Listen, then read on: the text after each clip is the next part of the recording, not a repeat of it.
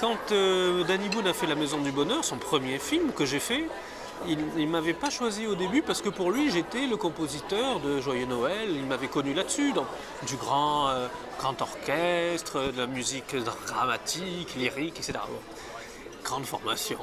Alors pour La Maison du Bonheur, bon, il n'avait pas songé à moi, parce qu'il connaît, c'est pas le reste. Puis un jour, il est tombé sur le Mensonge et Trahison. Le disque n'existe pas, mais il a vu le film. Il s'est dit, ah, la musique est chouette. Qui a fait ça? Puis il a vu que c'était le même. Et voilà, et grâce au fait que j'ai pu faire aussi des comédies, j'ai pu être appelé par quelqu'un comme Danny Boone, qui est à la fois quelqu'un d'assez fin, mais qui est voilà, qui est le spécialiste de l'humour qu'on connaît, mais qui a une vraie sensibilité aussi humaine, et qui a su trouver dans à la fois Joyeux Noël et à la fois dans Mensonge et Trahison, la matière à dire c'est lui que je veux. Parce qu'il a vraiment insisté, je me souviens, il me cherchait, il me laissait lui.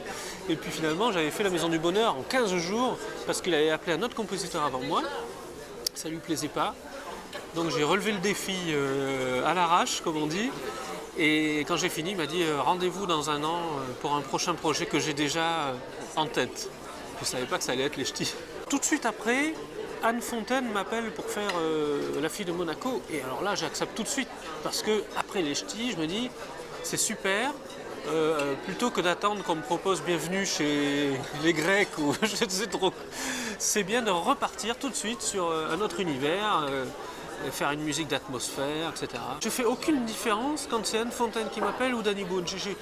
J'ai pas ce côté, bon alors ça c'est le truc léger, facile, pop, et puis ça c'est le film sérieux, alors attention il faut que j'écrive bien, mes orchestrations, là, attention.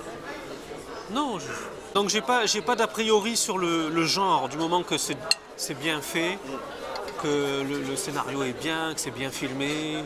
Tout ce que j'aime dans la musique de film, c'est, si j'en ai fait, c'est aussi pour ça. Pour créer avec un cinéaste une complicité, pouvoir entretenir une esthétique qui lui sert aussi à lui, c'est-à-dire qui renforce son identité, qui est, ben voilà, comme les grands duos qu'on connaît. Je trouve ça beau. Il n'a pas tout de suite pensé à moi, il s'est dit non Philippe, je ne sais pas si ça l'intéresse, ce genre de film, ce genre de musique, et puis il n'y aura peut-être pas un grand orchestre, il n'y aura peut-être pas les moyens. Je sais pas, il a eu une retenue à m'appeler. Moi, je ne savais pas. Et un jour, le film, j'ai vu que un film allait se faire. Bon, je me suis dit, bon, bah, il a dû faire ça autrement. Comme ça lui arrive des fois de prendre que des musiques existantes aussi. Et le téléphone sonne un jour, il me dit, voilà, je veux te montrer, mais d'abord, je veux savoir, est-ce que ça t'intéresse? En fait, il n'était pas sûr que ça m'intéresse. À la fois parce que c'était très différent, et à la fois parce que c'était fait dans une autre politique, que j'aurais peut-être pas les moyens, et que maintenant, parce que j'étais un compositeur reconnu, peut-être que je coûtais cher, etc. Alors je lui ai dit, mais François, bien sûr que si, que ça m'intéresse, plus que jamais. Et en plus, je ne vois pas notre relation au coup par coup, je vois sur une vie. C'est ce qui m'intéresse. Je dis peut-être qu'un jour tu vas me dire, voilà Philippe, là, vas-y, on a tant de millions, on a les moyens, c'est super. Et un jour tu me diras, ben là tu sais j'ai fait un truc, c'est un court métrage, il n'y a pas d'argent. Et puis moi, un coup ce sera avec des sous, un coup ce sera sans les sous, et puis sur une vie entière, ça fera peut-être une jolie moyenne. Il aime tellement la réaction vierge du public sur ce qu'il écrit, sur ce qu'il filme, qu'il ne dit rien avant, il attend de voir. Donc il envoie Swimming Pool m'avait envoyé le scénario sans un mot. Avec François, contrairement à d'autres réalisateurs, je ne vais pas sur les tournages. Tout le monde peut penser, comme j'ai une grande collaboration avec lui, que on se voit, que je vais sur le tournage. Non, on se parle très tôt, je lis le scénario dans les premiers, mais par contre, je pense que moi je ne lui demande pas à venir, et lui ne me propose pas de venir, et je pense que maintenant que je le connais, je sais pourquoi. Il aime que je découvre. D'accord. Voilà, il aime mon effet de réaction surprise sur le film. Donc la première fois qu'il me le montre, il prend beaucoup de précautions, il me le montre toujours en salle. Il attend de voir quel est l'impact. C'est le plaisir aussi de surprendre l'autre, quoi. C'est le plaisir de surprendre l'autre, et c'est aussi, je pense, le plaisir de me montrer où il a mis mes maquettes que je lui ai fait sur le scénario. Parce que bien souvent, je ne sais pas où elles vont atterrir ces maquettes. Parfois, je mets des titres, Des fois, je mets pas de titre sur les morceaux, et des fois, je le sens pour une scène. Alors, je mets un titre pour lui suggérer quelque chose, un endroit, un emplacement. Alors, des fois, c'est exactement cet emplacement, puis des fois, il le met ailleurs, et ça marche. On a tellement fait de choses très différentes avec François depuis, entre Ricky, Sous le sable, Potiche même, ou Angel. C'est tellement des univers musicaux différents, et à chaque fois, à l'intérieur, il y a je sais pas, quelque chose, une couleur, une sensibilité que j'essaye de marier avec son univers à lui pour qu'à chaque fois, il y ait des dénominateurs communs à chaque film.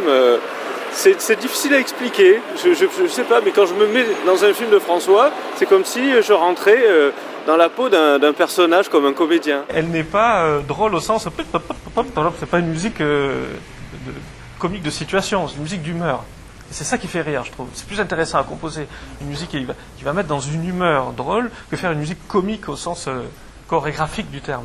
J'aime bien cultiver quelque chose quand je travaille avec un réalisateur, essayer de cultiver quelque chose propre à lui. Alors même si je change, évidemment avec François c'est difficile parce que il fait ce que j'aime moi faire aussi en musique, c'est-à-dire à chaque film il change de registre. Alors il a la pertinence, l'intelligence, il n'écoute pas, de se dire que son compositeur peut faire aussi pareil, ce qui n'est pas le cas d'autres réalisateurs qui disent tiens je change de genre, alors je change de compositeur, comme on pourrait faire avec un acteur, prendre un acteur qui fait toujours comique parce qu'il est comique, et enfin non, ce qui est intéressant c'est de voir un petit peu ce qu'il y a derrière. Donc c'est ce que j'essaye de faire, mais par contre c'est vrai que j'essaie de cultiver. Alors, je ne fais pas exprès, mais de temps en temps, une petite réminiscence, un petit son de piano, une petite texture de corde, quelque chose qui fait que ça renforce peut-être la personnalité du réalisateur. Ça unifie une œuvre.